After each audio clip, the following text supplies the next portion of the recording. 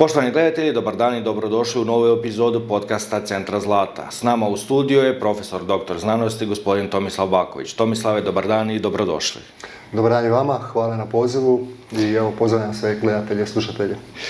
Počnimo onda sa kratkim uvodom o vama. Za naše gledatelje i slušatelje koji nekim slučajem ne znaju za vaše lik i djelo, kratko se predstavite.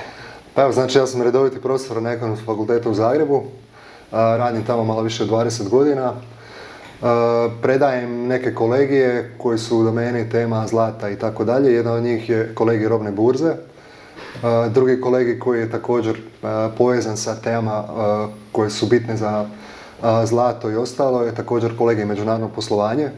I predajem, odnosno bavim se još nekim drugim temama koje dio naše karijere je predavanje, dio je znanost, tako da radimo puno toga, da se tako izrazim. Evo, počnemo mi onda sa pitanjem u glavu. Dajte nam kratki pregled tržišta zlata nekako iz vaše perspektive kao stručnjaka za robne burze. Recimo u zadnjoj godini gdje je zlato imalo ogroman rast, što vi mislite, što su bili presudni faktori? Pa što se tiče cijene zlata, ona je zaista doživjela strelovit rast, ali ljudi koji prate robne burze, koji se zanimaju za tu temu, možemo slobodno reći da već duži niz godina, sigurno nekih 5 godina, se pripremao taj scenarij u kojem se samo čekalo kad će cijena zlata uzletiti. Postoje neki faktori na strani ponude i potražnje, tako da kad pričamo o cijeni zlata možda najbolje prokomentiramo način na koji se ona formira. Znači, općenito postoje 3 nekakve teme koje bi bile bitne kad pričamo o cijeni bilo koje imovine, uključujući zlato. Prva od tih tema bi bila nekakva fundamentalna analiza koja se bavi ponudom i potražnjom. Ono što je specifično za zlato je da je proizvodnja zlata, odnosno ponuda zlata, relativno stabilna. Ona raste po nekoj stopi od 1 do 2% godišnje. Predvidiva je i to su ozbiljne kompanije, ozbiljan biznis. S druge strane, postoji potražnja za zlatom koja je doslovno eksplodirala. Ta potražnja opet čine nekakva 4 najveća subjekta. Prvi od tih subjekata bi bio potražnja od strane zlata, odnosno industrija nakita koja čini gotovo 50% te fizičke potražnje za zlatom, odnosno ukupne količine zlata. Pored te industrije nakita tu su još naravno investicijske kuće, ETF-ovi, znači investicijsko zlato, koje čini također negdje oko 20%. Nakon toga tu su još kupovine središnjih banaka, koje čine također negdje oko 20% i dosta su porasle u prošle godine, iako opet taj trend je prisutan i na nešto duži period. I zadnji dio tog tržišta zlata s aspekta potražnje čini industrija. Znači zlato je na kraju krajeva metal koji ima svoju primjenu u industriji, to je nekih 10% tržišta. Ono što možemo reći da u prošloj godini je eksplodirala nekako potražnja za fizičkim zlatom, odnosno ja bih rekao da su mali investitori, odnosno retail klijenti, u jednom trenutku odlučili da je zlato najbolja investicija. I kako to obično biva, onaj psihološki element kad vidite da drugi kupuju zlato, onda i vi navalite, tako da ste imali jako puno vijesti kroz godinu da je došlo do fizičke nestašice poluga, da je ogromna potražnja za zlatom. Na kraju krajeva ta tema se naslanja na geopolitiku koju ćemo prokomentirati možda u nastavku, ali u svakom slučaju s aspekta ponude nije bilo nekih iznenađenja, s aspekta potražnje godina izgleda kao da je iznenadila mnoge, ali ono što želim reći je da je taj scenarij pripreman barem 5 godina prije toga, jer u ekonomiji općenito postoje trenutno neki trendovi koji itekako idu zlatu u prilog i ta situacija se nije promijenila. Neki od tih trendova su gubitak povjerenja u institucije, nekakve geotenzije i tako dalje, ali siguran sam da to možemo prokomentirati dalje. Evo, ja bih tu samo kratko prokomentirao činjenicu da naši partneri Centra Zlata Kovnice, velike talionice, neke od najpoznatijih svjetskih talionica i kovnica, sada još uvijek sustižu sve te silne narudžbe, znači sa te nekakve strane ispunjavanja narudžbi gdje Argor uvodi 3. smjenu, gdje Heimerle Meule proširuje proizvodnju, gdje doslovno se ne stiže proizvesti toliko dovoljno koliko je potražnja. I mi se tu stalno vraćamo na to da je ponuda relativno stabilna. Ja bih tu sad malo kratko prokomentirao počele su se sad pojavljivati nekakve vijesti o nekakvim nalazištima zlata tu u regiji, koja su tako, nisu pretjerano bogata, ali i dalje se govori da postoje, da se tu nešto može zaraditi. Koliko otprilike vremena treba da se otkrije nalazište zlata, pa dok se to zlato ne pojavi na tržištu? Pa ovako, ono što je specifično opet za robe, uključujući zlato, srebro i hrpu drugih metala, je da pokretanje rudnika, odnosno pokretanje proizvodnje i trenutak kad vi uložite u nešto, zamislite nekakav rudnik, to implementirate i plasirate to zlato na tržište, to traje, ja bih rekao, duži niz godina. Sigurno po meni duže od 5 godina. Tako da ono što je problem ponude je što ona jako loše, odnosno rijetko reagira na cijenu. Iz razloga što ako vama treba da pokrenete proizvodnju 5 do 10 godina, vas taj činjenica da je ove godine zlato poskupilo 65% neće motivirati. Zato što vi niste sigurni da će iduća godina biti opet takva, za 2 godine opet takva, a vama treba 10 godina takvih cijena. Na kraju krajeva, van fizičkog tržišta zlata postoji i papirnato tržište, znači trgovina u kojoj se zlatom trguje na futuresima, i upravo je uloga tih futuresa da na drugi rok popeglaju cijene. Znači da taj rudnik i onaj ko želi krenuti se baviti proizvodnjom zlata može izračunati neku cijenu koja je njemu isplativa i može sebi stabilizirati cijene. To je na kraju krajeva bila ideja pokretanja papirnog tržišta. S druge strane, ono je danas otišlo u nekim drugim smjerovima, naravno to je da na takvim tržištima je puno više špekulanata, oni koji privlači ta volatilnost, jednom kad cijena nečeg pokrene 20-30% prema gore, jednostavno to privlači određen tip ulagača, pod navodnike, odnosno špekulanata, koji žele tu volatilnost i koji vide kao priliku za zaradu. Ali za nekakvog retail ulagača, znači za malog ulagača koji dolazi sa 10-30 tisuća eura i želi kupiti zlatnu polugu, nešto zlatnika, koje su specifičnosti zlata koje privlače takve ulagače, koji žele posjedovati fizičko zlato? Ovako, zlato općenito ima,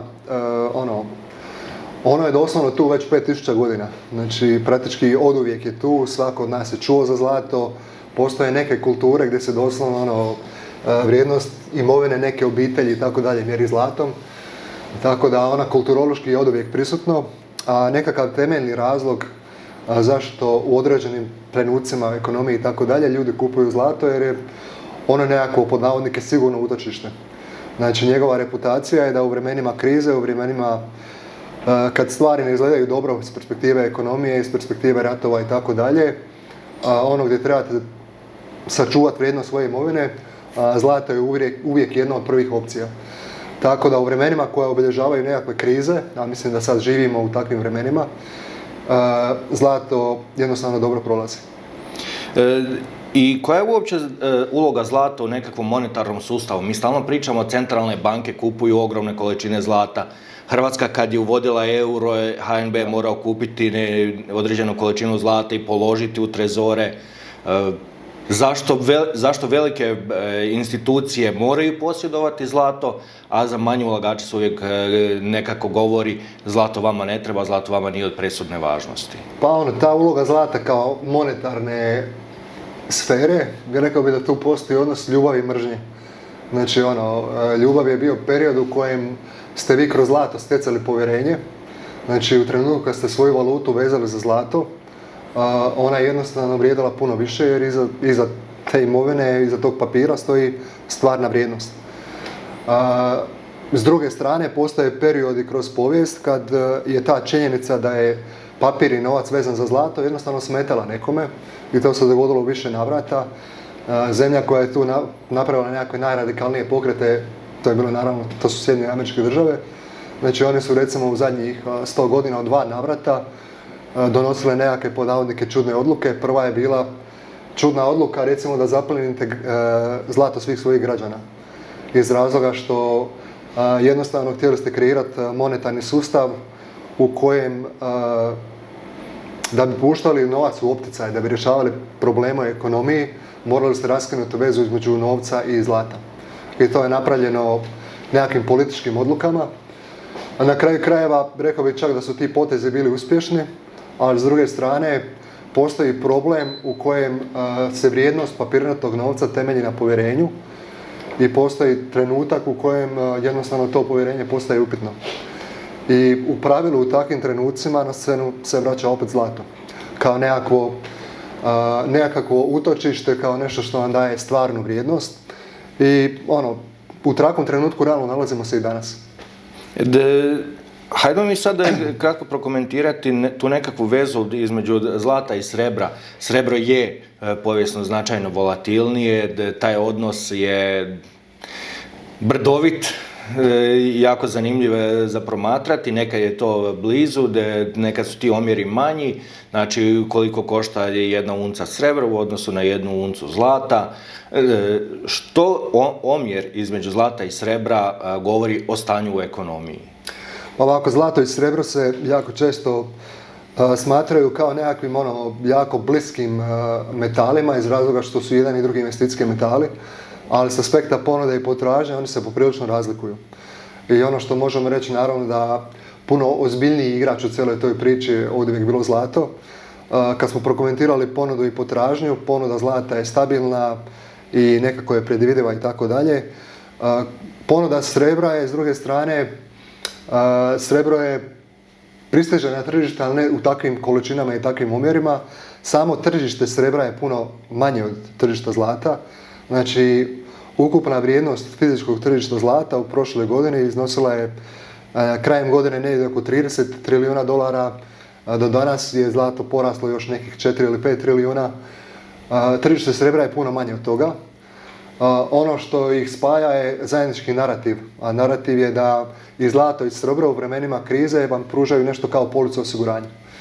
E sad, prednost zlata je jako veliko tržište, tržište kojim je jako teško manipulirati. Srebro s druge strane kao metal koji ima istu priču, isti narativ, ima ogromnu manu, a ta mana je da je puno manje.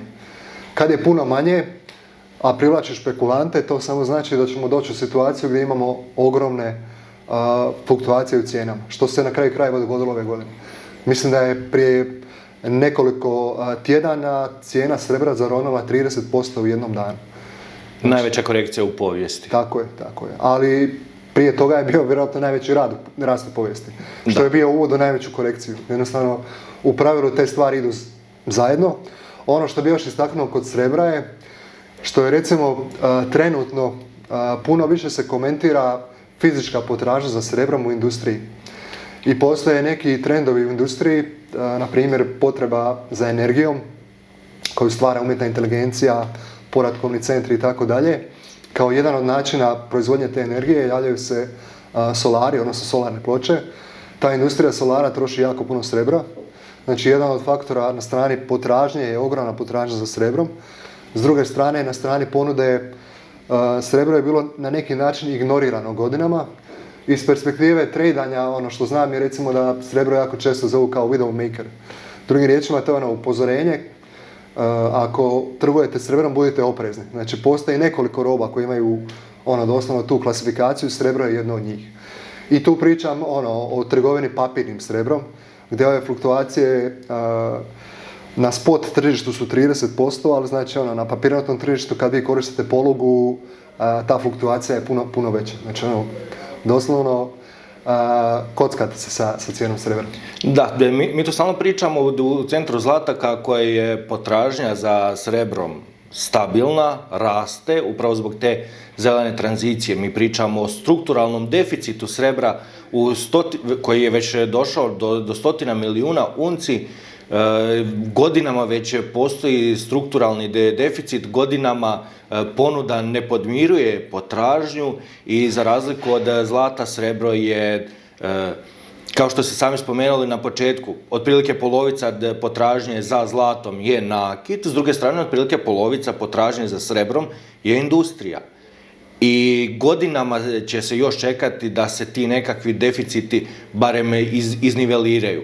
Hoće li te nekakve manipulacije na papirnatome tržištu, mislim, nekako iz moje perspektive gledajući te manipulacije na papirnatome tržištu nikako neće olakšati da se ta ponuda i potražnja, da se negdje u nekoj točki u budućnosti sretnu?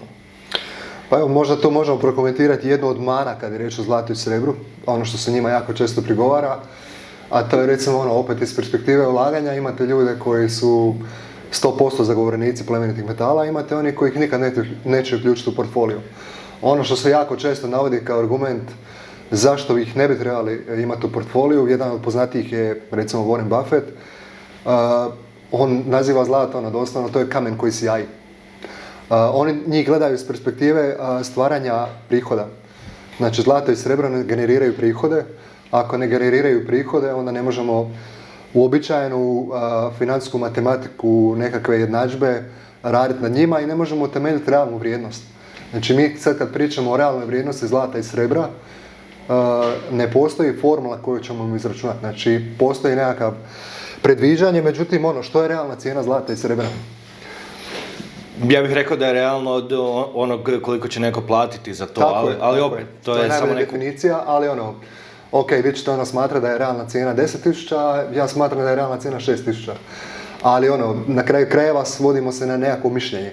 Znači postoji cijela hrpa tih investitora kojima ta činjenica zlato ne stvara prihod smeta, oni ga neće uvrstiti u svoj portfolio.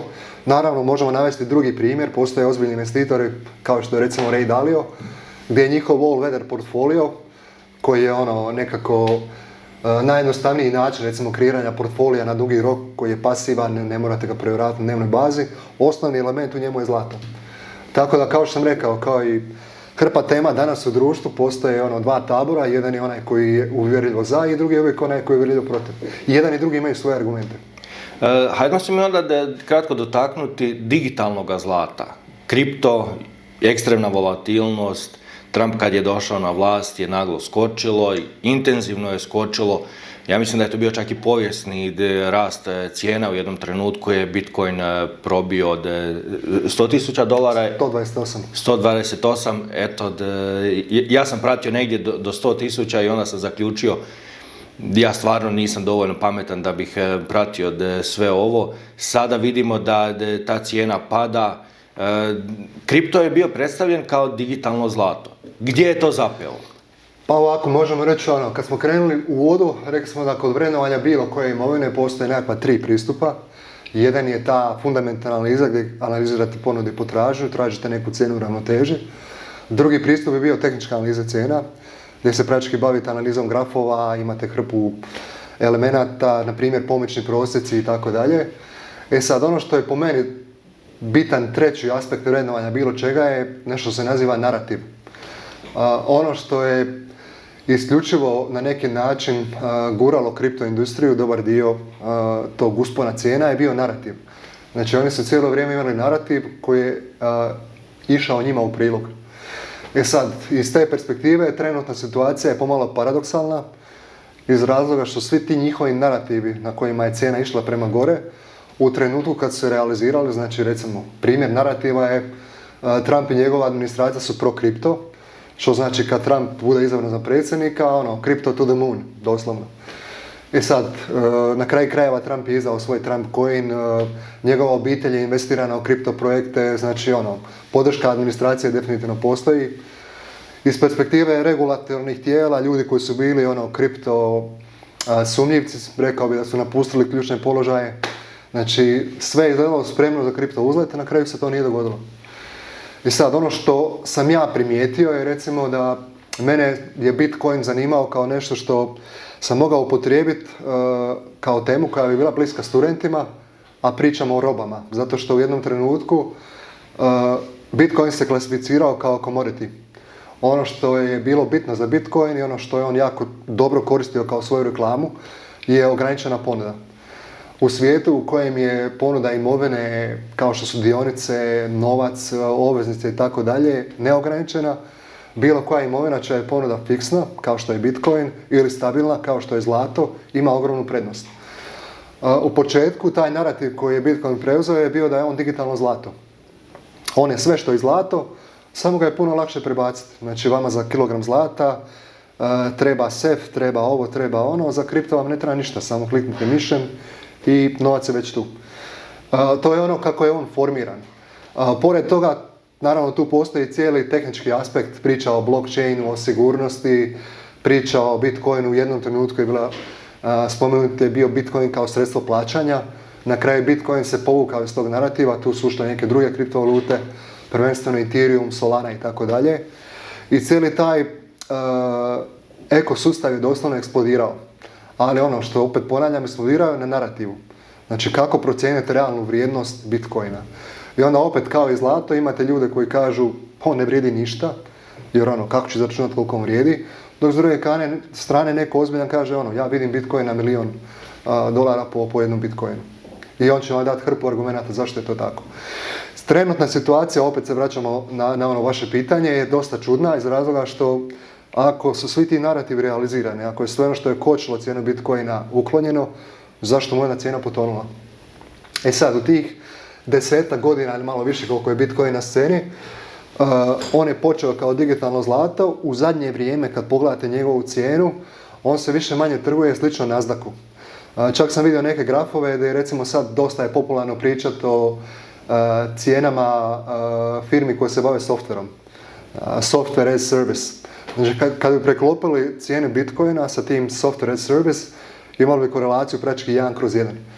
I onda ono što možemo zaključiti, trenutno se Bitcoinom trguje kao ekstra rizičnom imovinom, kao nekakvom visokom tehnologijom, više li nego narativ zlata kao spremište vrijednosti i tako dalje. Tako da trenutno situacija za Bitcoin, što mogu reći, iz perspektive tehničke analize cijena ne izgleda dobro. Znači on je u nekakvom bear marketu već par mjeseci.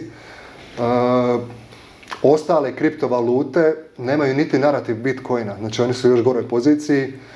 Kod nekih od njih dobra strana je što su u međuvremenu puno institucija, nekakvih investicijskih fondova i tako dalje, napravljeni su investicijski proizvodi pomoću kojih je, recimo, jedan od najbanalnijih pitanja kad kupujete Bitcoin je preko koje burze to napraviti, preko kojeg provajdera kupiti Bitcoin. Nažalost, tu postoje brojna loša iskustva, burze koje su se urušile, novac koji nikad nije isplaćen njihovim ulagačima.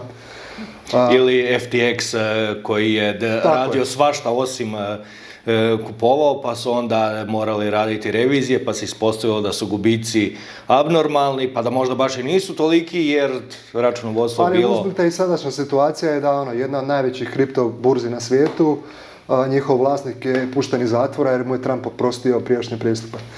Tako kad je to reputacija ljudi koji se bave time, onda jednostavno ta skepsa prema kriptu, prema toj industriji mora postojati. Tako da mislim da je ona opravdana.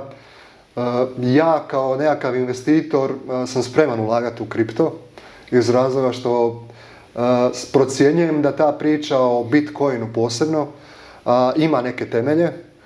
Međutim, to je neki mali dio portfolija i nisam spreman staviti svoju životnu ušteđevinu u Bitcoin, mislim da bi to bilo suludo. Imati mali dio svoje imovine u Bitcoinu, mislim da je to sasvim ok. Od svih ostalih kripto projekata koje nismo spominjali jer ih ima more, rekao bih da su oni svi proživjeli onu klasičnu fazu, školski primjer balona u ekonomiji, doslovno. Od euforije do straha, panike i tako dalje. I vraćanje nekakvog u normalu. Ali da se mi sad malo vratimo tu na stvarno fizičko investicijsko zlato. Vidjeli smo sad da banke dižu i revidiraju svoje procjene iz dana u dan, iz mjeseca u mjesec. Nakon ove povijesne korekcije JP Morgan je izišao sa analizom koja kaže da će zlato do kraja godine doći do $6.300 po unci. Wells Fargo je tu nešto mrvicu konzervativniji na 6.100, BNP Paribas, UBS, svi oni projiciraju iznimno visoke cijene zlata. Kakvo je vaše mišljenje? Ovako, znači prva stvar koju ću napraviti kao uvod u vaše pitanje je ja posjedujem fizičko zlato. I to posjedujem ga na način da ga smatram doslovno policom osiguranja od svih loših stvari koje se mogu dogoditi. E sad, kad imate fizičko zlato koje je polica osiguranja, ljepota toga je da se ne morate toliko baviti cijenom. Tako da trenutno se uopće ne bavim cijenom fizičkog zlata, iz razloga što mislim da svi oni faktori koji su doprinijeli do tog naglog rasta cijena i dalje su tu. Što je još izraženije, mislim da su u 2026. godini ti faktori još unapredovali, nisu unazađeni. Tako da očekujem da će ova godina biti dobra godina za zlato. Na kojoj razini cijene će zlato završiti?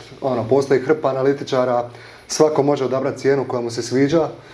ali doslovno trenutno nisam fokusiran na cijenu, sve što me nekad nagovorilo da kupim zlato i dalje je tu još izraženije, prema tome... Što vas je nagovorilo? Što me nagovorilo? Pa evo, iskreno, kao pravi profesor, počeo sam gledat zlato, odnosno zlatnu polugu. Najprije pričam o tome, studentima držim predavanja što je zlato već 10 godina.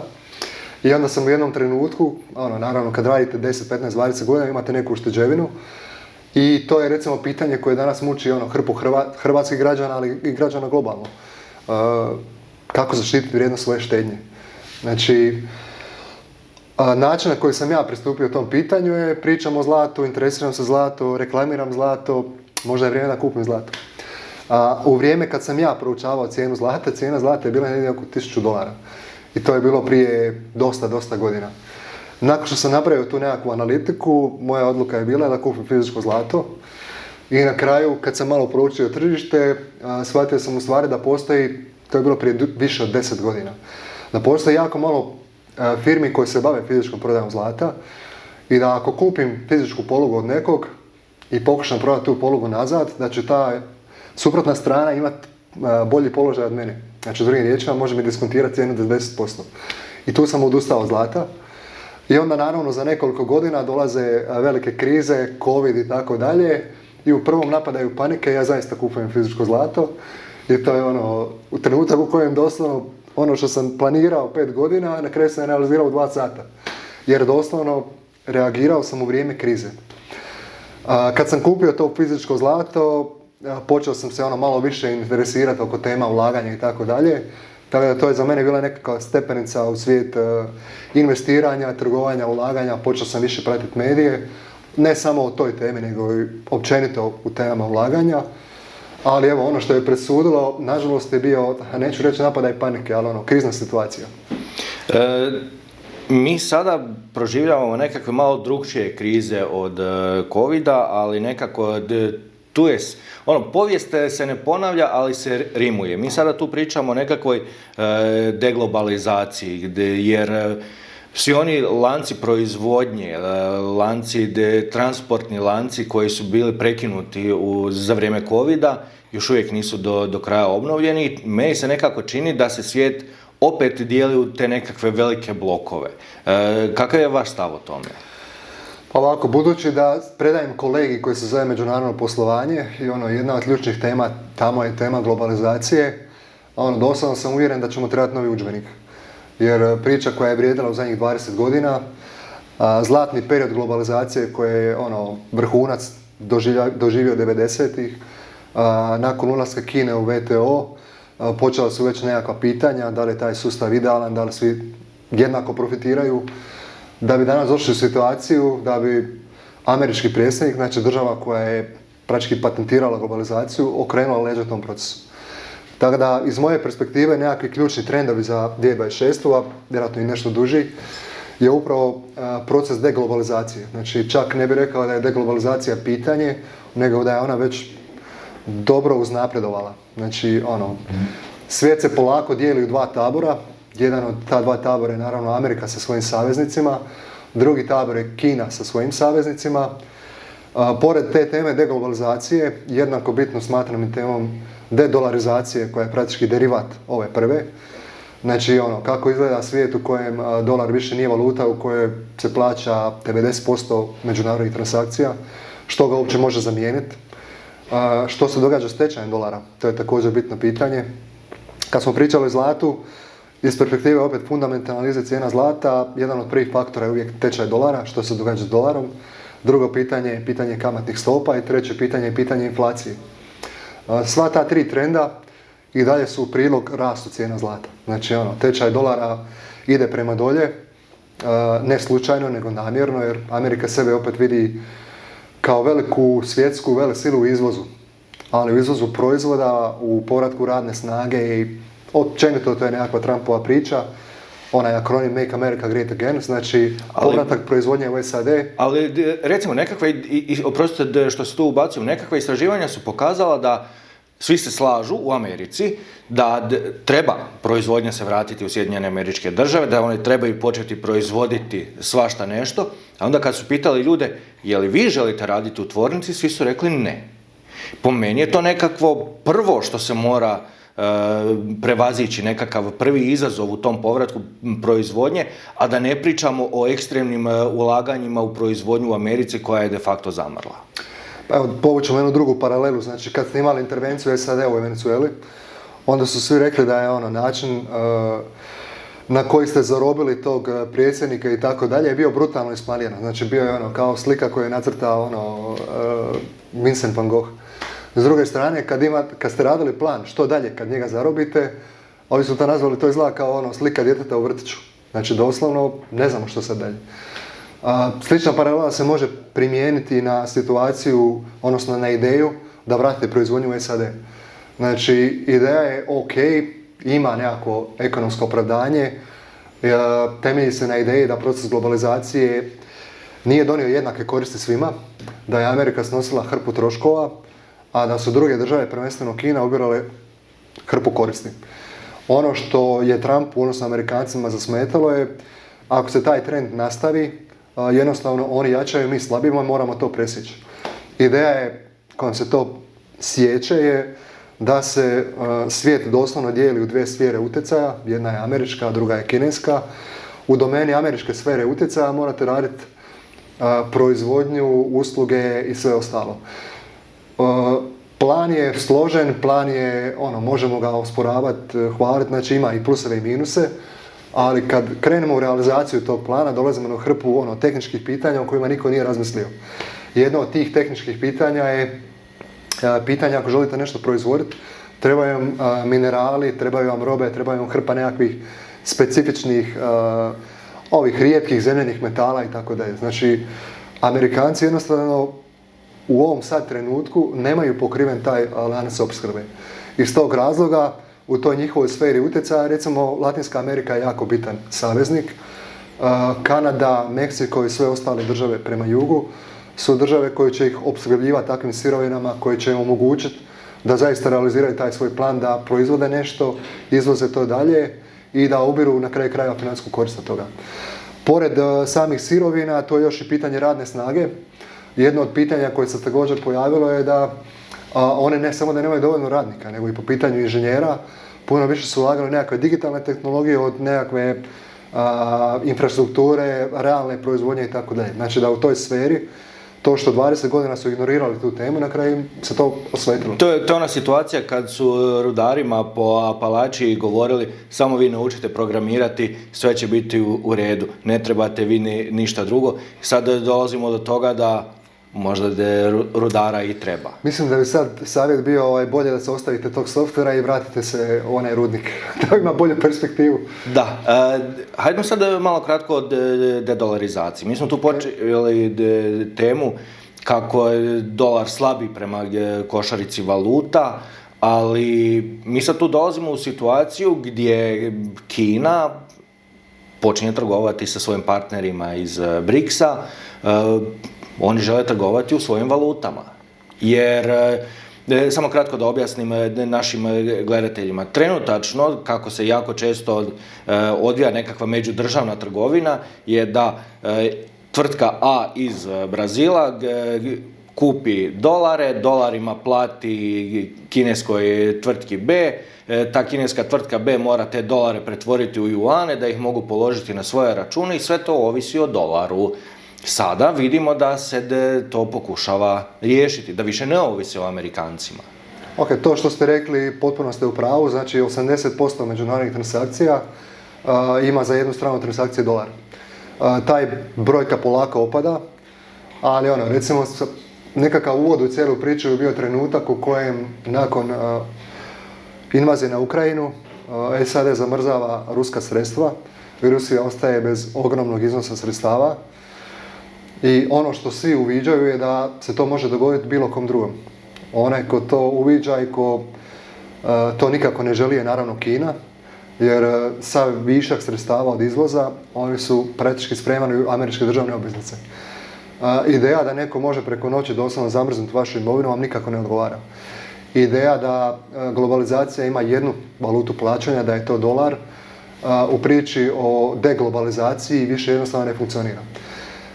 S druge strane možemo postaviti pitanje da li uopće postoji nekakva valuta koja može zamijeniti dolar.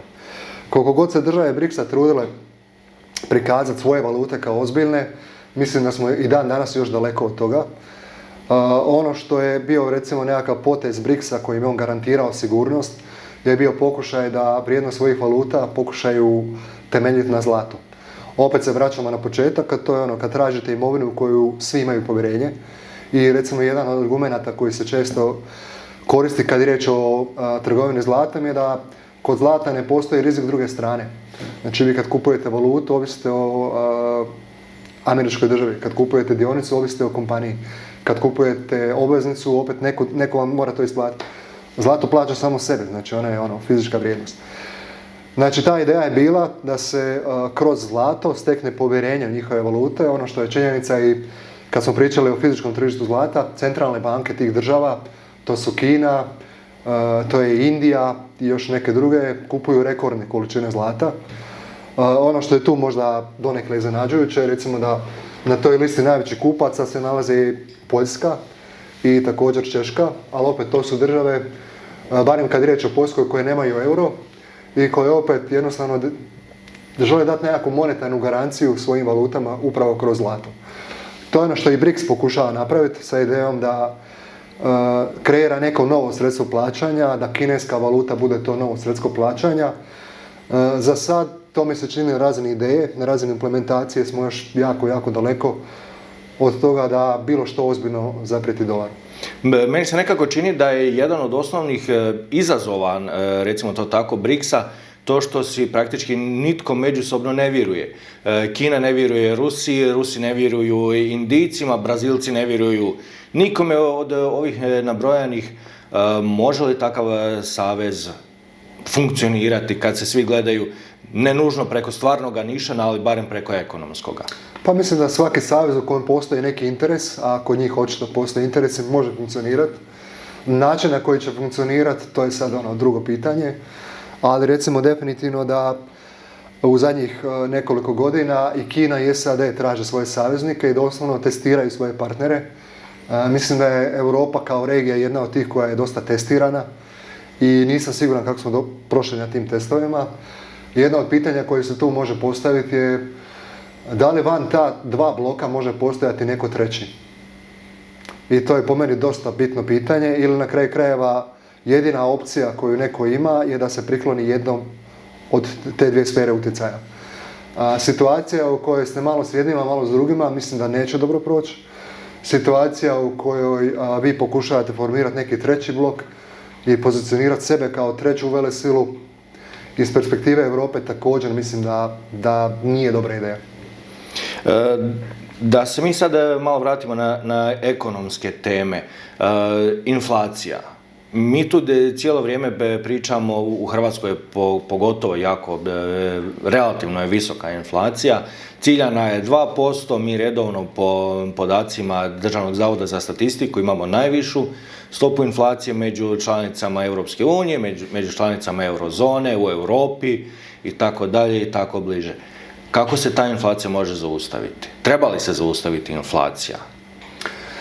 Pa naravno da se inflacija treba smanjiti, ne zaustaviti, jer čak i u nekim školskim udžbenicima nekakva idealna stopa inflacije je 2%, jer ako zaustavimo inflaciju, onda možemo dobiti još goru stvar, to je deflacija, jer u puno scenarija i puno nekakvih ekonomskih analiza deflacija je puno opasniji scenarij. I također se jako često povlače paralele kroz povijest, da države koje su kroz povijest imale puno problema s inflacijom, to je ono čega se boje, države koje su iskusile deflaciju, to je ono čega se oni boje. Tako da ta nekakva optimalna stopa inflacije od 2% je naravno možda je diskutabilna, ali ona sugerira da je ekonomija živa, da se stvari dobro događaju i tako dalje. S druge strane, pitanje inflacije je trenutno globalni fenomen. Znači, od SAD-a nadalje, stopa inflacije je u nekim periodima bila zaista previsoka. Naravno, ključni razlog je ono što jako često ono što ja vjerujem da je inflacija prvenstveno monetarni fenomen. Znači, inflacija je direktno vezana sa štapanjem novca. snižavanjem kamatnih stopa i jednostavno idejom da novcem rješavate problem. Nažalost, mislim da novcem ne rješavamo problem, nego eventualno ga možemo odgovoriti. A ključno pitanje je taj novac koji se troši, na što se troši, da li taj novac stvara novu vrijednost, da li se ulaže u povećanje produktivnosti ili ulažemo u nešto u projekte koji jednostavno nemaju ekonomski smisao. Tako da... Ja bih se tu samo kratko vratio. Najveća količina novca naštancana u povijesti je bila tijekom korona krize, gdje nije to bilo nikakvo ulaganje u ništa, nego je to doslovno bilo očuvanje društvenog mira kroz procese očuvanja radnih mjesta, gdje su svi mogli dobiti određenu količinu tada kuna, čisto da se ne dijele otkazi, da država ne prolazi kroz nekakvu društvenu krizu. Ono što se meni sviđa, recimo, definicija inflacije u kojoj jednostavno ona je nevidljivi porez. Znači, realno to je porez koji vam neko uzima svake godine, vaša imovina, vaša plaća i sve što posjedujete vrijedi manje. I to je nekako kad tako to ljudima prezentirate, onda to shvate na ispravan način. Na kraju krajeva gledamo što možemo s našim novcem na dnevnoj bazi i imamo dojam da možemo sve manje i manje toga. Tako da to je jednostavno trenutni problem koji je jako izražen. Ono što bi također istaknuo je da je taj narativ, odnosno problem inflacije, bio jako dobro iskorišten od nekih industrija, kao što je recimo kripto, gdje je jedna od njihovih reklama je bila uvijek ako želite spasiti svoj novac, uložite u našu imovinu. Na kraju krajeva zlato je oduvijek imalo taj narativ, kripto ga je samo kopirao. Danas se pojavljuje drugo pitanje, a to je pitanje koje muči ljude koji rade. Znači neko koji ima 20 godina radnog staža, koji ima neku ušteđevinu, što da radi s tim novcem? Jer doslovno gledate kako inflacija jede to što ste vi zaradili. Pod 3, 4, 5% na godišnjoj razini, doslovno ta vrijednost novca nestaje. Ali s druge strane postoji perspektiva države gdje ta inflacija jede državni dug. Tako da onda postoji pitanje, ako birate recesija ili inflacija, mislim da će većina država izabrati pa bolja inflacija nego recesija. Jer vrijeme štednje, austeritija i tako dalje, zvuči nam kao da je to bilo neko prošlo stoljeće, ali takva situacija se odigrala prije, 10-15 godina. Gdje ako želite prosperitet, morate štediti, ulagati i onda ćete dobro živjeti. Grčka koja je morala rješavati svoje dugove, pa smo ih sad prestigli po prosječnoj plaći. Velika Britanija koja je produljila taj svoj austerity period. Pogledajte kad ste zadnji put u novinama pročitali članak na temu austeritija. Znači da trebamo stegnuti remen, da trebamo smanjiti potrošnju, da trebamo... Famozni Ivo Sanader prije dosta dugo, da. Prije dosta dugo godina je govorio o stezanju remena, pa se ispostavilo da je to stezanje remena malo bi produljilo tu krizu koja je bila kod nas. To je bio narativ tog vremena. Sad narativ ovog vremena je nešto drugo. Znači jednostavno da ne možemo sebe priuštiti štednju. Znači moramo riješiti naše probleme na drugi način, a taj način je što više potrošnje. Jedno od potencijalnih rješenja koje se predstavlja već sad neko vrijeme je umjetna inteligencija koja će spasiti svjetske ekonomije od tog stezanja remena, od štednje, gdje će računalo proizvoditi novu vrijednost, gdje nitko neće morati raditi. Koliko ima smisla govoriti o tome da će umjetna inteligencija zamijeniti 10, 20, 30, 50% radnih mjesta? Pa ovako, kad smo kreirali onu listu na početku sa onih nekoliko tema, deglobalizacija, pad dolara, pad povjerenja u institucije, umjetna inteligencija je možda nekako najdominantnija od svih tema, tako da na svim listama što će obilježiti 2026. je pitanje umjetne inteligencije. Jedno od pitanja koje se također često postavlja u kontekstu ovih radnih mjesta i svega ostalog je da li je ta tehnologija u balonu, znači da li su ulaganje u poduzeća koje se bave umjetnom inteligencijom, da li su njihove evaluacije realne. Da li je trenutno sve što je vezano s umjetnom inteligencijom ogroman balon. Ono što se meni čini je jednostavno činjenica da bilo koja nova tehnologija, razvoj bilo koje nove tehnologije, oduvijek je bio praćen financijskim balonima. Jer mi pričamo o tomu da vrednujemo vrijednost kompanije koja trenutno ima milijardu korisnika, ali svaki od tih korisnika plaća, ne znam, po par dolara. Novac koji oni ulažu u podatkovne centre, novac koji oni prikupljaju je doslovno 100 puta veći od njihovih prihoda. Da li je onda to realna valuacija? I jako često se kaže da tipičan nastavak tog scenarija kad se kreira balon u nekoj novoj tehnologiji je da taj balon eksplodira i da onda preživi ono što je zdravo. Prema tome, pitanje je da li će umjetna inteligencija preživjeti ili neće. Naravno da će preživjeti. Pitanje je koje će firme dominirati tim scenom umjetne inteligencije. To je pitanje za $1 milion, to niko ne zna. Postoje neki favoriti u cijeloj priči. Jedna od dominantnih tema u svemu je naravno trenutno recimo tema je koje industrije će biti pogođene disrupcijom umjetne inteligencije. Ova godina je počela recimo sa izrazito velikim padom cijena dionica svih poduzeća koje se bave softverom. Tako da ETF-ovi koji imaju softverske kompanije korigirani su nekih 30-40%, a pričamo u periodu od nekoliko mjeseci. Ta priča se sad dalje nastavlja sa pitanjem, ok, a ko je sljedeći? Znači, koju iduću industriju će disruptirati umjetna inteligencija. Pored toga, ono što se očekuje 2026. je da će nekoliko tih najvećih kompanija, ne moramo ih sad imenovati, izići na burzu i da će tražiti jednostavno naš novac.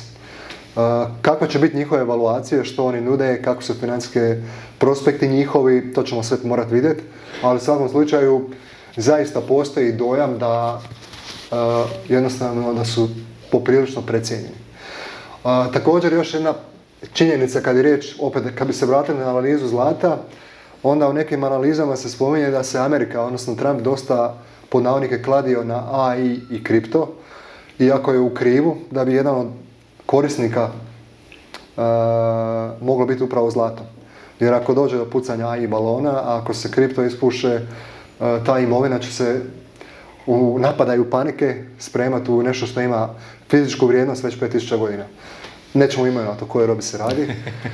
Ali u svakom slučaju, recimo, ono na što sam ja dosta fokusiran i profesionalno i na kraju krajeva i kao nekakav investitor, je upravo to pitanje umjetne inteligencije. Mislim da je to tema koju niko ne smije ignorirati iz perspektive država kao što je SAD. Doslovno možemo reći da su oni all in na tu tehnologiju. Znači, količina novca koju njihove kompanije ulažu u umjetnu inteligenciju je enormna. Nekakve projekcije za 2026. kažu da je riječ o nekakvim tipa $800 milijardi. Najveće kompanije kao što su Amazon i Google ulažu svaka od njih otprilike oko 200 milijardi. Čak sam se malo poigrao da vidim kad bi pretvorili tih 800 milijardi u koliko miliona po satu troši ta industrija, odgovor je bio negdje 80 miliona. I puno ljudi je to komentiralo iz perspektive, Macron je negdje izjavio da je Francuska u prošloj godini uložila ili će uložiti 30 miliona eura u umjetnu inteligenciju. S druge strane imate sustav koji prži pod navodnike $80 miliona po satu. Prema tome, doslovno njihova strategija je da je AI najvažnija od svih tehnologija, da će disruptirati brojne druge industrije. Software je bio jedna od prvih. Iduće žrtve pod navodnike se traže. I ono što također je činjenica da ulaganje u AI mijenja cijelu ekonomiju. Način na koji sad stvari izgledaju je, recimo jedna od dilema je opet ulaganje u bitove, odnosno digitalni svijet, ili ulaganje u atome, odnosno fizički svijet. Trenutno fizički svijet izgleda puno bolje. A fizički svijet nije tako dobro izgledao već dugo. Jer kad smo pričali o tomu da li uložiti u rudnik zlata ili u neku novu softversku kompaniju, većina ljudi bi očekivala, pa naravno softver je budućnost. Sad se ta priča polako okreće na drugu stranu. Softver je budućnost dok ne prestane biti budućnost. Hajdemo mi onda sad na nekako vaše iskustvo kao profesora. Kako je vaše iskustvo sa umjetnom inteligencijom? Koliko studenti koriste, koliko vama u radu koristi? Pa evo ono što mogu definitivno potvrditi je da način na koji ja radim, više se uopće ne mogu prisjetiti kako je to izgledalo prije umjetne inteligencije. Znači jednostavno kvaliteta svih materijala koje mi stvaramo, to su znanstveni radovi, to su predavanja, to su nekakve bilješke za studente. Mislim da je kvaliteta tih materijala drastično porasla. S druge strane, i studenti su naravno upoznati sa pojavom umjetne inteligencije. Ono što bi ja tu postavio kao nekako možda malo zanimljivije pitanje, koja je uopće uloga teorijskog znanja u budućnosti? Jer doslovno teoretsko znanje o bilo kojoj temi čovjek može pronaći u roku 1 minute.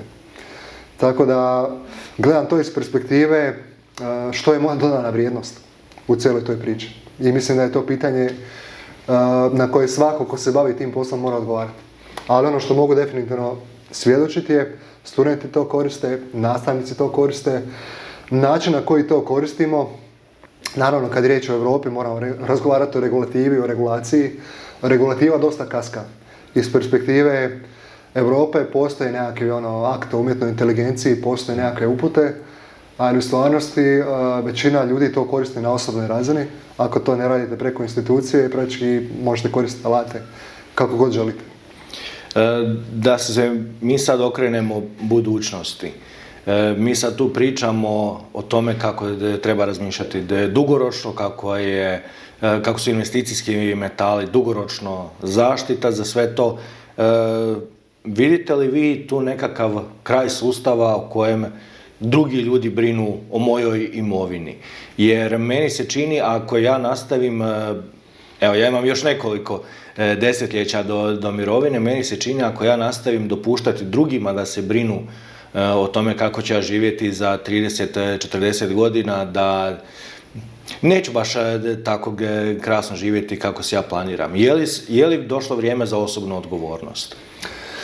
Pa vrijeme za osobnu odgovornost je uvijek bilo tu, ali ono što ste rekli činjenica je i recimo kriptoindustrija je taj narativ fino upotrijebila, a to je činjenica da mirovine i standard na kakav su mi navikli u budućnosti su jednostavno neodrživi. Znači omjer radnika i umirovljenika 1:1, s tim da ide sve lošiji. Sustav u kojem mirovinu meni zarađuje neko ko radi, ali za 10-20 godina imat ćete jednog koji radi i 5 onih koji su u mirovini. Znači drugim riječima takav sustav je neodrživ. Ono što se pojavilo kao jedno od rješenja je jednostavno da svako na bazi osobne odgovornosti preuzme brigu o svojim financijama.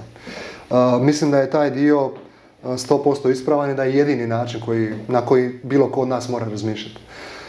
Tema osobnih financija dosta je u Hrvatskoj barem postala popularna u zadnjih nekoliko godina. Ona je u zemljama kao što su SAD i tako dalje top tema vrlo vjerojatno oduvijek. Ono što sam recimo naučio kroz nekakva ulaganja i tako dalje je spoznaja što Amerikancima znači burza. Znači kvaliteta predsjednika se gleda što se dogodilo s burzovnim indeksom. Znači kroz burzovni indeks vi doslovno ljudi gledaju koliko će zaraditi od plaće i koliko će zaraditi od kapitala. I to su dva osnovna izvora prihoda. Znači praktički burza, odnosno Wall Street, diktira jako puno toga. Kod nas je situacija naravno drugačija. Mi nemamo uopće tu kulturu toliko ulaganja u kapital, u dionice i sve ostalo, iako se to polako mijenja. Nove generacije će tu biti, odnosno morat će biti puno proaktivniji od nas. S tim da moja osobna odluka je bila da dio te odgovornosti preuzmem na sebe, da počnem ulagati svoj novac u nekakve projekte, u nekakvu imovinu koja će mi na kraju krajeva osigurati stabilnu i nekakvu zadovoljavajuću mirovinu. Van toga, kad tek uđete u taj svijet, investicija, kad malo pogledate što vam sve tehnologija danas omogućava, doslovno budete oduševljeni. Ok, ja imam i tu profesionalnu deformaciju, da sam godinama pričao o tome, da sam završio smjer financije, da sam ulagao i u hrvatske dionice do kraha svega 2010. Tako da taj nekakav element kod mene je uvijek postojao, ali doslovno to što vam danas tehnologija omogućava, nikad nikom nije bilo dostupno. E sad, naravno, to je ogroman plus, ali bi tu napomenuo da je to i ogroman minus. Jer vrlo lako će ljudi doći u situaciju da ne ulažu svoj novac, nego se kockaju svojim novcem. A razlika među ta dva termina je u stvarnosti jako velika, a na tehnološkim platformama, na aplikacijama koje vi koristite, uopće ne shvatite da ste prešli tu granicu s investiranja u kockanje. Ali te aplikacije, što ste sami rekli, su život olakšale. U džepu imate pristup svom portfoliju, možete u svakom trenutku vidjeti koliko je vrijednost narasla, pala i naravno da jako puno ljudi upada u tu nekakvu zamku. Moram provjeriti je li moja mirovina narasla.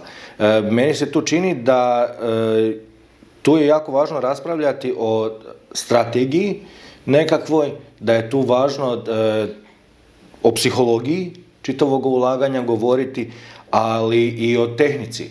Pa mene zanima ta nekakva psihologija ulaganja. Kako biste vi opisali tu nekakve ključne stavke za tu temu? Pa ovako, ovo što ste spomenuli, znači ako se odlučite krenuti tim putem, jedno od prvih pitanja koje ćete imati ispred sebe je da li ste vi aktivan ili pasivan ulagač.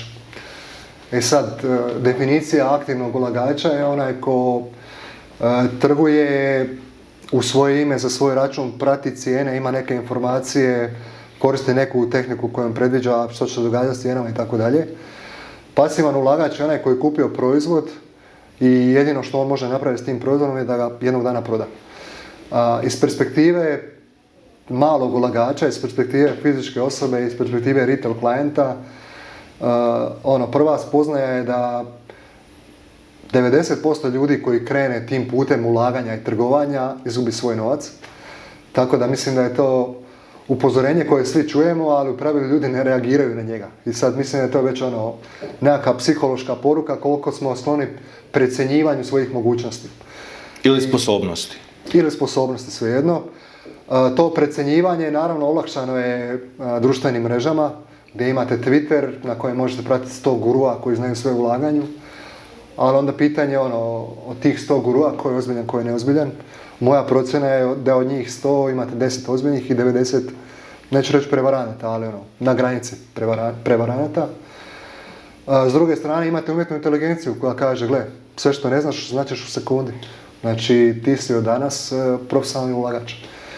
Malo sam iskarikirao tu priču, ali nažalost ona jako često dovede do gubitka.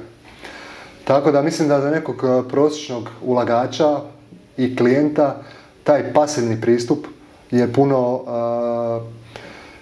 ispravniji. Kad kažem pasivno, znači jedan od najpopularnijih proizvoda van su ETF-ovi. Znači to su nekakve košarice gdje vi u jednom proizvodu dobijete istovremeno ulaganje. Ako kupite S&P 500, kupili ste 500 dionica. Ako kupite Nasdaq, to je 100 dionica. Bilo koja imovina, uključujući naravno i zlato, se može kupovati na taj način. Kreirati nekakav portfolio u kojem neće biti previše sredstava ili nekakvih imovinskih klasa, odrediti nekakav vremenski period na koji vi ulažete. Ako je to mirovine, onda je vaš vremenski period zadan. To su nekakve osnovne varijable, ali ono što bi definitivno poručio iz perspektive psihologije, to je naravno najvažnija tema, ali prva stvar je nemojte se precjenjivati, jer kad gledate nešto izvana, nekakve influencere koji trguju na burzi, voze Lamborghinije, 99% toga je doslovno prevara. Renta Lamborghinija na sat vremena, malo se fotka na njemu, u njemu, možda malo upali motor i kaže ja sam si kupio od zarade na burzi. Pa imate screenshot u kojem on uvijek zarađuje, ali čovjek je napravio 50 trade-ova, vama je pokazao 2 i izgleda kao nekakav genijalac. Ali u svakom slučaju, problem tehnologije danas je što nam nudi previše opcija. Znači, ako pričamo o ulaganju u zlato, fizička poluga je jedna varijanta, postoji još 5 načina ulaganja u zlato. Ali poanta je svaka od tih 5 što idemo dalje, ona više nema veze s onim od čega smo krenuli, a to je da je zlato doslovno pod navodnike Božji novac koji je tu 5000 godina, koji će uvijek postojati. Ali kupiti fizičko zlato, papirnato zlato, ETF na zlato, robnu kompaniju ili rudnik koji proizvodi zlato i tako dalje, postoje velike razlike između tih poteza. Dajte mi onda opišite taj nekakav vaš osobni put. Vidim da ste vi jako upoznati sa izvorima informacija o ulaganju. Kako ste vi dospjeli do vaših izvora koje sada koristite? Pa evo, kako sam već spomenuo, za mene je nekako taj presudni trenutak bila ta nekakva kriza, najprije COVID, onda potres, gdje u jednom trenutku više nismo mogli doći u ured, ostali smo doma. U tom trenutku sam kupio i zlatne poluge. U isto vrijeme počeo sam malo pratiti te nekakve financijske portale i tako dalje. Dominantno bi tu spomenuo Twitter. I onda kroz taj Twitter sam kreirao krug ljudi koje sam pratio, ali opet spominjem, znao sam ko je Warren Buffett, znao sam ko je Charles Munger, znao sam nekakve osnovne gurue investiranja i onda sam preko njih, preko ljudi koji prate njih, derivirao taj nekakav svoj krug. I nekako moja ideja od početka je bila, u jednom intervjuu sam čuo jednog Indica koji je vodio fond, a njegova inspiracija je Warren Buffett. I on je rekao, njegov životni moto je be a shameless cloner. Znači nađi neko koji je bolji od tebe ili pametniji od tebe i samo ga kopiraj. Koliko teško to može biti. I meni, pa da, to je genijalna ideja. Međutim, od te genijalne ideje do realizacije, prošlo je sad već 6 godina, ja i dalje nikog ne kopiram. Jer jednostavno, ta mogućnost previše izbora vas odvuče na hrpu strana. Ono što sam ja sebi također definirao je, ok, idem se malo poigrati s tim, pa ću vidjeti što sve postoji. Kad kažeš vidjet ćeš što sve postoji, to znači da će odvajati jako puno vremena za to, zato što postoji hrpa toga. Puno bolje ćete upoznat sebe kroz taj proces, da vidite što vama odgovara, što ne odgovara. Jeste li vi uopće lik koji može, nečim trgovati na tjednoj bazi, na godišnjoj bazi, ili je za vas samo neki pasivni instrument gdje čekate da on dospije u vrijeme mirovine, da uberete svoj prinos i da uživate u plodovima svog truda. Znači, taj moj put je bio obilježen tim nekakvim eksperimentima sa svim imovinskim klasama, od kripta, plemenitih metala, dionica. Kad kažem dionica, onda je to uglavnom američko tržište, jer postoji cijela subkultura ljudi koji, to je takozvani FinTwit, znači ljudi koji su specijalizirani za ulaganja, koji imaju svoje račune na Twitteru. I onda vam to ide otprilike ovako, znači oni koji su ozbiljni imaju svoje podcaste. Oni koji su ozbiljni iza podcasta imaju i neko svoje poduzeće koje nudi investicijske usluge. Paralelno s time pojavio se i Substack kao, opet ne znam da li to nazvao društvenom mrežom, ali ideja Substacka je da pojedinac dobije moć pisati o bilo kojoj temi koju on poznaje. Na primjer, u svijetu novinarstva postoji Večernji list i ljudi koji pišu za Večernji list. U svijetu Substacka ne postoji Večernji list, nego samo novinar. I vi čitate nekog ko piše o zlatu, imenom i prezimenom. Taj neko će biti neko ko je radio u industriji plemenitih metala 40 godina. Znači neko ko ima stvarno iskustvo. Tako da, ovisno koje vas teme zanimaju, možete kreirati sebi popis ljudi koje smatrate ozbiljnima. Ja sam to i napravio. Od te hrpe ljudi koje sam pratio godinama, polako sam samo križao one koje sam, da, ovaj nije ozbiljan. Znači jednostavno, ako neko reklamira uložiti svoju životnu imovinu u Lunu, to je bio nekakav kripto projekt koji je se raspao za mjesec dana, ili neko kaže smatram da je Trump coin vrhunska investicija, automatski je eliminiran. Znači na kraju sam sebi srezao popis nekakvih ljudi koje zaista pratim, čije portfolije imam uvid u njihov portfolio na dnevnoj bazi. Kad god oni naprave nekakav trade, ja dobijem tu obavijest. Postoje nekakvi kvalitetni newsletteri na temu roba, na temu onog što ja predajem. Pored toga postoje kvalitetne teme kao što su trenutno makroekonomija, geopolitika, umjetna inteligencija. Svaka od tih tema je pokrivena određenim osobama i poduzećima čije usluge ja koristim i za čije materijale mislim da su jako kvalitetni. Prije početka snimanja malo smo se dotakli teme financijskog fast fooda. Pa možete li našim gledateljima malo pobliže objasniti tu temu? Financijski fast food je ono što sam ja konzumirao na početku. Znači kao osoba koja postoji nekakva znatiželja moja prema svijetu ulaganja i svega ostalog. Otvorite Twitter i vidite tamo 5000 naslova na tu temu. I doslovno svakih 3 minute dolazi na neki tweet. Znači, najbolja investicija ove godine je ovo, najbolja investicija ove godine je ovo, ali ne postoji nikakva analiza, znači postoji samo ta osoba koja nešto reklamira. To kreira kod vas doslovno dopamin, znači vi se navlačite na to da otvarate mobitel, da otvarate aplikaciju, da gledate ok, što bi danas mogao kupiti. Ali to je fast food, znači to što vi konzumirate realno je smeće, ali u početku niste tog ni svjesni. Sad, način na koji postajete svjesni, opet, ja sam kao obrambeni mehanizam imao, ne znam, Warren Buffetta, znao sam što je value investing, poznavao sam neke ozbiljne investitore i poznavao sam neke njihove stavove. Evo, daću vam primjer, stav Charles Mangera prema opcijama. Ako ste pametni, ne bi ih trebali koristiti, ako ste glupi, onda nisu za vas, onda ih ne smijete ni koristiti. I sad, neko vam daje sugestira da bi trebali kupiti opciju danas na, ne znam, Apple sa dospijećem od 1 dana. Znači, to je doslovno, ušli ste u kazino i stavili ste svoj novac na crveno. Doslovno, to je ta razina. Ali ono što je problem fast fooda je što je zarazan. I problem osobe koja ima sklonost prema tome je što se zakači na to. I onda idućoj iteraciji trebate spoznati, ok, ali to sve što konzumiram nema nutritivnu vrijednost, možda mogu poboljšati kvalitetu svoje prehrane. Kad kažem kvalitetu prehrane, onda su to prvenstveno ljudi čije ćete savjete shvaćati ozbiljno. Ono što sam spomenuo na početku, ideja je naći nekog koji je pametniji od mene i pratit ću ga, ali teško ćete se preklopiti s nekim, da vi razmišljate kao neko. I onda idete ok, od nekog ću uzeti ovo, od nekog ću uzeti ovo, ali na kraju opet ste vi kreator. Prema tome, ta lista ljudi od kojih uzimate mišljenja, stavove i savjete mora biti ozbiljno testirana. U mom slučaju to testiranje je trajalo godinama.